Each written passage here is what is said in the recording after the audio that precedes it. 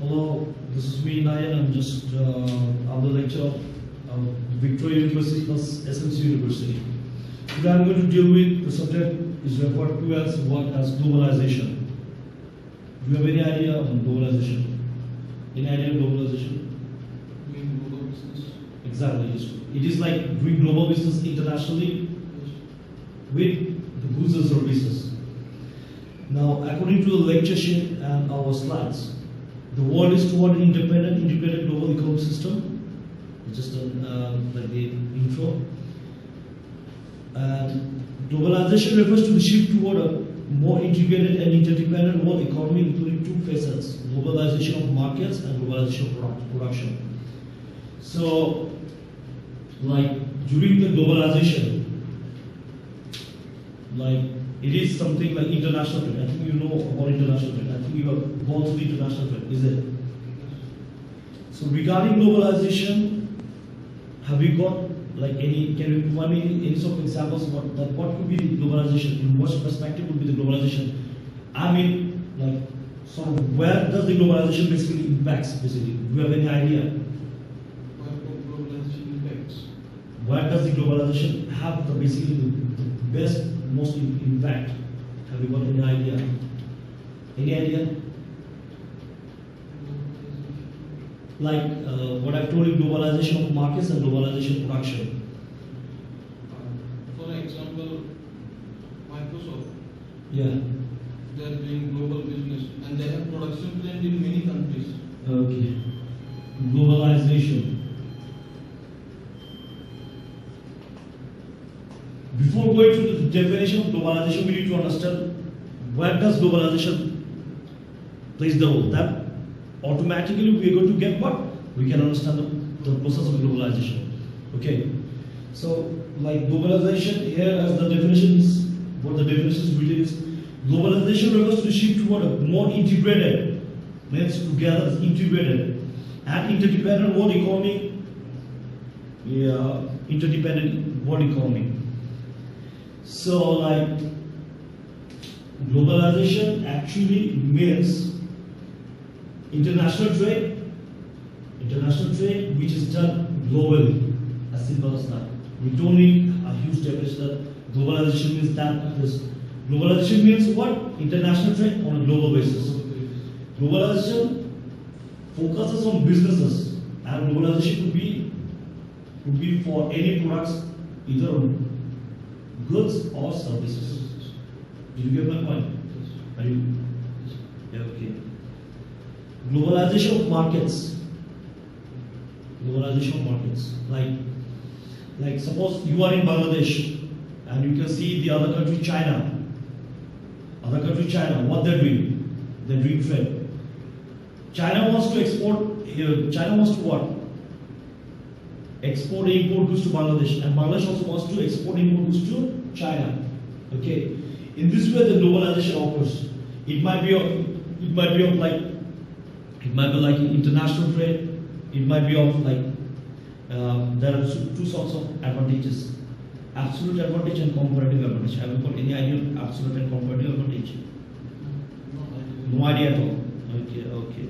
Things that I will make you understand. It's coming on the next slide. Globalization of markets refers to the merging of historically distinct and separate national markets into one huge global marketplace. Suppose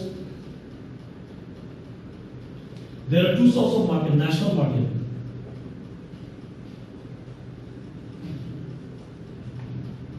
and another market is international market. You have two markets in globalization. Yeah, so yeah, two sorts of markets basically, which they intersect together, means which they are joining together, and they do what? And they do the globalization. I'm getting your point. Suppose, first of all, we need to understand what do we mean by national market. National market is, suppose you stay in Bangladesh and you doing trade nationally. What? Within the country, your country geographical location. It's not crossing your boundary. It's within the country location. Now, international market. International market is what? International market is like where you do the trade internationally, either in goods or services or of any product. It could be of any products. Okay. Instead, there is a global market. Falling trade barriers make it easier to sell globally. Consumer taste and preferences are converging. Firms promote the trend by offering the same basic products worldwide.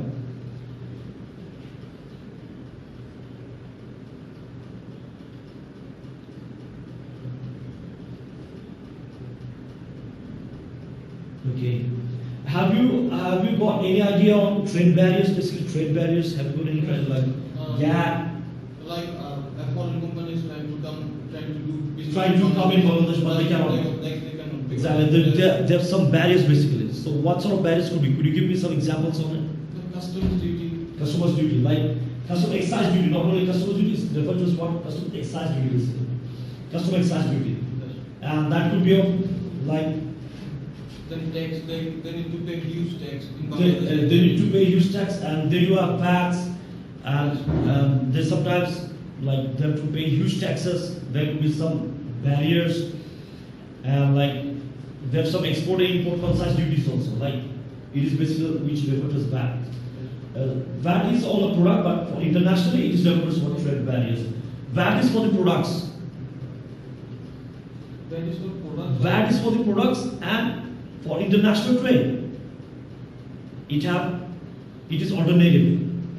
It is called what? It's called trade barriers. It could be like GATT, GATTCO, GATT, then customs excise duties, like this. Okay. Now comes like consumer taste and preference. I'm on the third slide. Right? Globalization of markets. Yeah. Consumer taste and preferences are converging. Do you know what do we mean by converging? It's like changing. So during the test of globalization or the global market, the consumer taste and preferences are changing. So you need to get updated, and you need to be updated for what? What your market wants, what your market condition is like, what they're preferring. So you need to be updated according to your goods and services. What the country wants from you, what China wants from you, what India wants from you, what Bangladesh wants from you. So you need to what? You need to go according to the market condition. You have to understand the market. Then you can do international. Then you can fill up the blocks basically. Firms promote the trend by offering the same basic products worldwide. Okay. Like firms provide the trend by offering the same basic products worldwide. You know what are the basic products like food, water, shelter? Yes, these are the four basic needs. Four basic: food, water, shelter, and next one is what? Yes. Food, water, education. Correct. Education. That's what deals with. So like basic products are the four basic principles. What I'm trying to mean you this, like these are the basically four necessities. These are the basically four necessities basically. Firms need to promote. Like in Bangladesh, suppose I have a companies. Like it could be like Toyota. Suppose I'm giving an example. Suppose in my country I have Toyota company. What do you want from me? You want a car, isn't it? yes. You want a car, but it should be according to your choice. Is it? To my choice and according to my affordability. According to no, it's coming later. But the thing is that what you want is your car. But according to your choice, then comes your pricing and stuff like that. But affordability is coming later. But you need to first choose the car. But without choosing the car, you cannot tell that I've got this money. I've got 10 to 20 lakhs money, but I want a Mercedes Benz. But in Toyota, they don't offer it. But according to 10 to 20 lakhs, if you go to the Toyota showroom, you get the car. There might be several choices. There might be several alternatives. Then you need to select among from there. What goods are you trying to actually want from the showroom? So according to the condition of like Toyota, I'm giving an example, like it is an MNC, multinational company. It is like globally dominating the whole market space, especially in where in Southeast Asia. Is it? Southeast Asia, because they are providing that sort of goods or that sort of car which the South Asian likes or prefers according to their affordability. What you have told me earlier, is it? Right. So next one is globalization of production. Okay.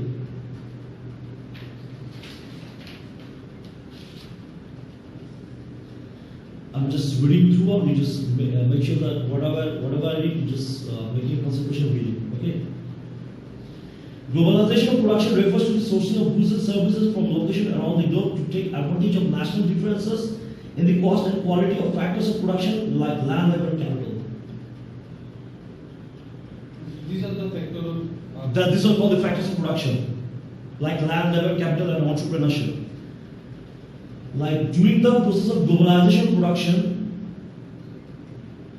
refers to the sourcing of goods and services from the locations around the globe to take advantage of national differences in the cost and quality of factors of production like land, labor, capital, and entrepreneurship. But the thing is that, have you got any idea on the process of production? Have you got any idea of process of production? Just now skip the globalization of production. Have you got any idea on production process? Any idea of production? How the production happens? What are the stages of production? Yes, like for producing a product. Yeah. Yes, I have. What producing a product? Suppose pharmaceutical company Yes. that produces plastics, juices. Mm-hmm. Suppose for producing a juice, they have to think about packaging, Yes. their ingredients, nutritional effects. Yeah, let me give you the clear definition of production. Production refers to what? Production refers to the transferring of goods from raw materials to semi-finished or finished products. This refers to as what? Production.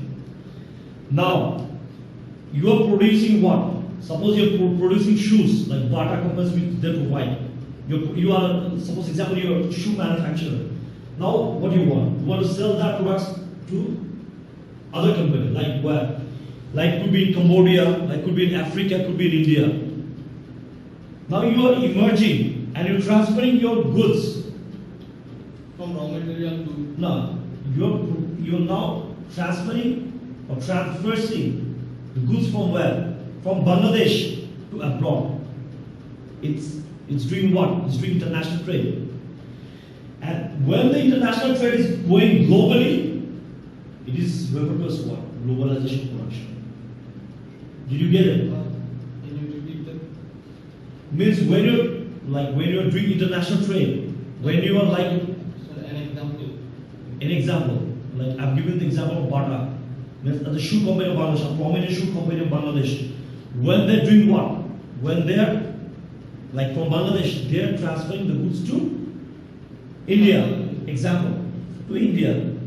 Like they're doing what? They're transferring goods from Bangladesh to India. They're exporting the goods. Is it? They're Exporting the goods. exporting the goods to where? India. India. Then what? Then comes what? Then international trade occurs. When international trade occurs, globalization takes place. And according to the example, globalization of production takes place. Is it? Now come on the next point. Companies can lower their cost structure. Companies can lower their cost structure. When you're involving globalization, there is involved like several companies, isn't it? Like the huge companies, like example which you've given you on Toyota. There is Maruti Suzuki, it's another brand. There's the Volkswagen, it's another brand. They're doing what? They're doing international trade on a globalized basis. Okay. So when you're doing business globally, okay, you need to have what? You need to have a proper cost structure. You need to have a proper cost structure. Like it will be, it's like a feasibility of the workers, feasibility of the customers basically. Feasibility of the, you need to understand the what? You need to understand the customer choice. You need to understand the feasibility of the customers. Or else When you go on globalization, when you want to take your trade globally, you cannot achieve your goal without understanding the what? Cost structure or the structure of or the feasibility of the customers, which I'm going to tell you. And definitely cost structure is important. Sure, speak of what? What is the feasibility of customer? What is the feasibility? Feasibility, not visibility. Feasibility, not visibility. Can you explain the term feasibility? Feasibility, sure. Feasibility is what, like what you are actually, what you have. Suppose you want the Toyota car, you have the feasibility to buy that car. With how much? With how much money? Like 10 to 20 or 30 lakhs. Without it, can you like? Many. This shows that you cannot go beyond your budget. Feasibility means budget. My affordability. Exactly. This is called feasibility. What you have, what you can afford, what money you have. Suppose you have like 30 lakhs of money, you can buy a good car with that money. Is it? If you overcross that money, can you buy the 20 lakhs price car? You cannot. So that's what I'm trying to tell you. Feasibility means like how feasible you are ready to pay the price. Is it? Next one, improve the quality of or functionality of their product offering. Suppose you are selling the AC, air conditioner. What services can you provide during the sale of the product? It could be like Installment facility. Sorry? Installment facility. Installment facility. That's also one. After sale service. Yes. Then Warranty. warranty. That's a good point. Yes, tell me, what others do you know? Guarantee. Warranty guarantee. Guarantee doesn't work up here. Warranty plays a role when you're selling electronic products. Okay. Guarantee is a totally separate subject. That's what I'm trying to tell you. Then, like, how much durable goods are you selling? How much consumer durable goods are selling? What's the longevity of the products? What? Then buy one take one free. Yeah, that is also good offer. Buy one get one free. Like we are. No, this is not applicable for AC. No, But it's an example. I know it's not. You cannot like. Yeah, sometimes in Bangladesh they offer like when you buy an AC, you can get a pressure cooker or you can get a refrigerator. Sometimes they offer. It might offer sometimes. That's the thing. Now come on the next slide, please. Can I write down the? Sure, no problem. Can you again explain the cost structure? Cost structure, sure.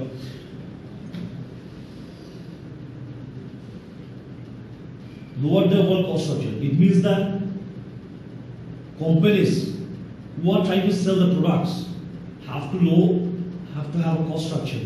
Have to have a cost structure like they to lower the price overall in a lower price.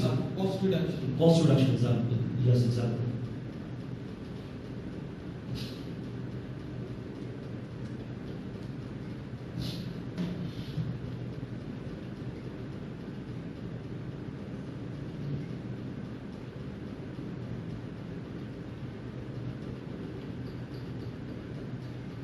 Done? Okay, you take it. No problem. You take it. Bye. And make sure that whenever you leave the class, you need to maintain a notebook or a diary, which will help you during the exam time, before the exam time. Cost reduction is it is a cost structure. It falls on the cost structure basically. Cost reduction, or sometimes in like during the selling the goods, it's sometimes called the utilization of resources. Have you heard the term utilization of resources? Yes, I read the term. Utilization. Okay, now let's dig into the next slide. Global institutions. Institutions are needed to help manage, regulate, and police the global marketplace. To promote the establishment of multinational treaties to govern the global business system. Like global institutions. Do you have any idea of global institution? do you have any idea like what do you actually mean by global institution and a global company? Have you got any idea? Yes, I have. Okay, just speak up. One EADA is a global institution for aerospace industry. Pardon me, could you speak? Which company? Which institution? EADA, aviation. IATA. Yeah. Okay, it's like Travel company. okay, it works on the travel and tourism sector, I guess. Okay, great. IATA, it's institution that comes like IISS, International Institute of Strategic Studies, which they actually deal with, like when you sell the products abroad, they have some common rules and regulations, like they're the policy maker basically. Have you got any other example, like without IATA, any other example?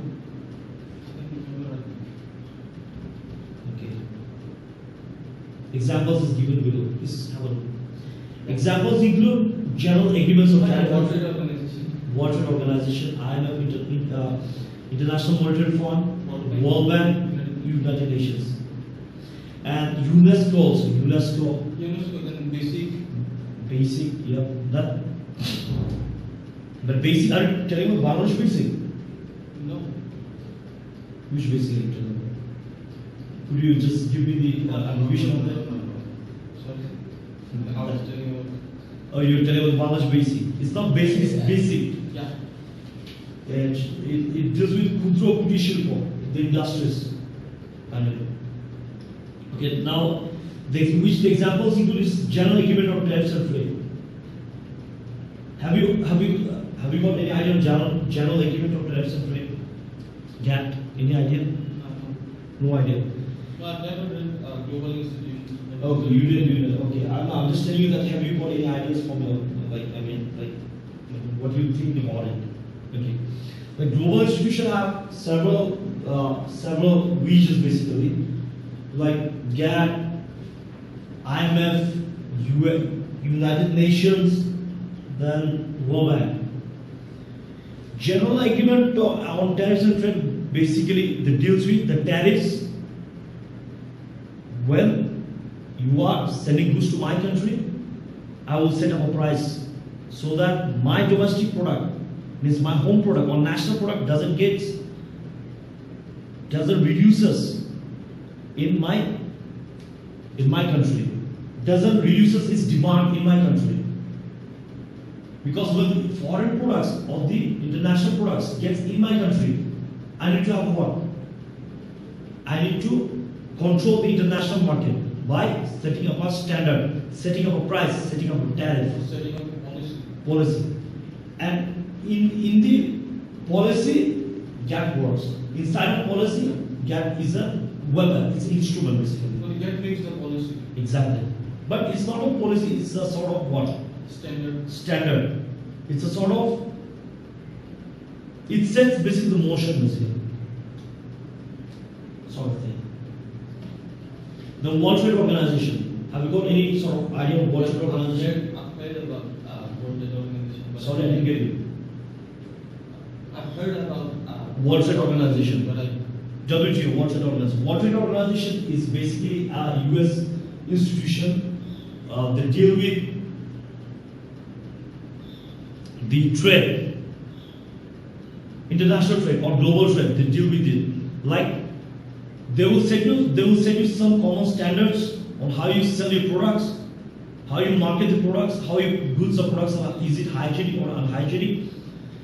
They will have a look on it. How you sell basically the goods, how you like selling goods to the international market. and they monitors them. They monitor, they analyze, they have a look on your products. It's simple like it is not an inspection company basically. It works like an inspection company like Bangladesh BSTI. Yeah. And they will set you a quality standard assurance. So you finish writing? Okay, you just jot down the point. Then comes the International Monetary Fund. Have you heard the term IMF? You didn't, okay. The thing is that IMF deals with like they tend to provide and they always provide loans in a huge sum to the country who are like developing country or who are like poor countries or underdeveloped countries. Like Bangladesh. No, Bangladesh is a developing country. They take loans from IMF. To some extent, Bangladesh is a developing country, and yes, you're correct. They take loans from IMF. It is true. So the IMF basically provide funds. Funds. It's like they provide monetary funds. Yeah, loans. They usually deal with monetary funds, basically. Monetary related everything.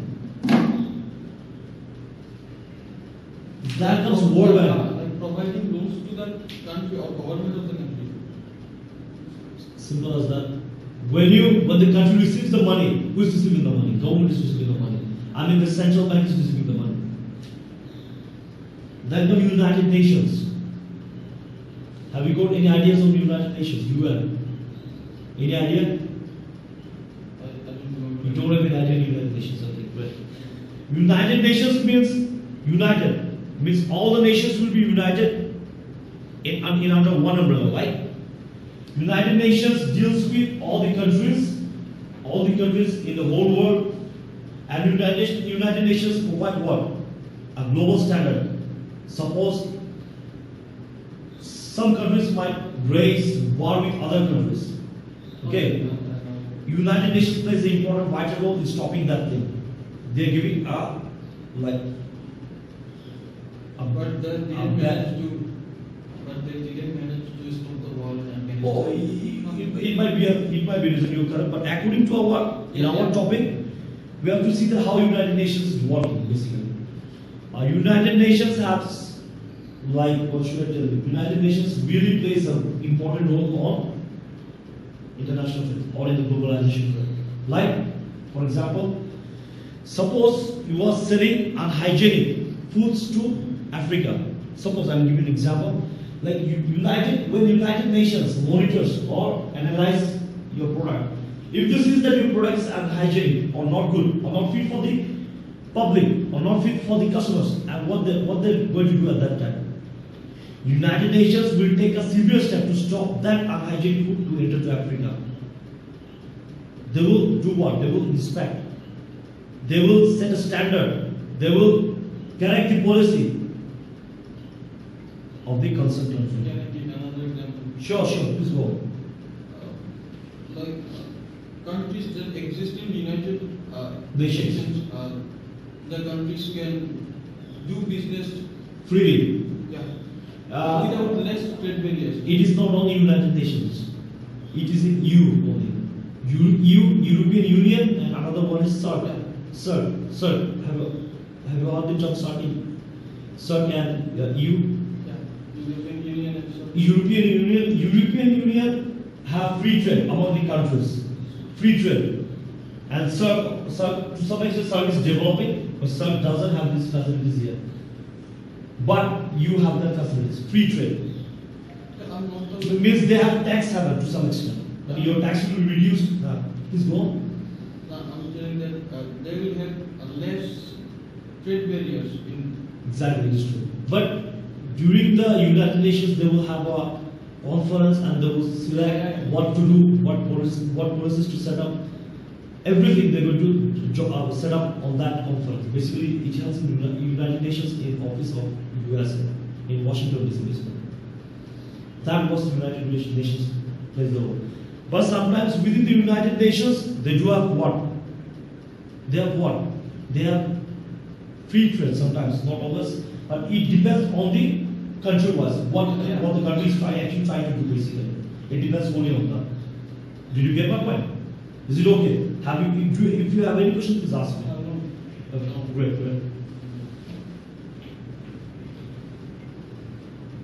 As I've given you all the definitions, the last slides are also dealing with all this. Like I've told you, the World Trade Organization.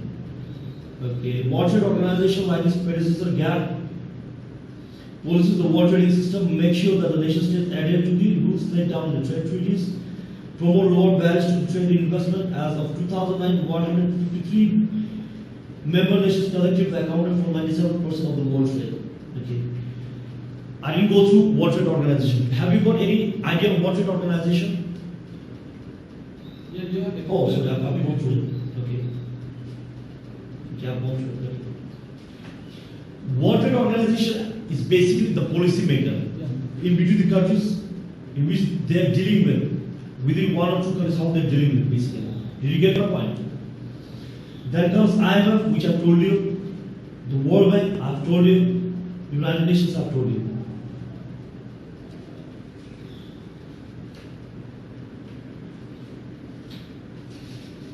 Okay. Now let's deep into drivers of globalization. Two macro factors underlie the trend toward greater globalization. What are they? Declining trade and investment barriers. Since 1950, average tariffs have fallen significantly and now at about 4%. Countries have opened their markets to FDI, foreign direct investment. Suppose you are from India. I mean, I'll give you an example. Suppose you might be from India. I'll just give you an example. You are now trying to do what?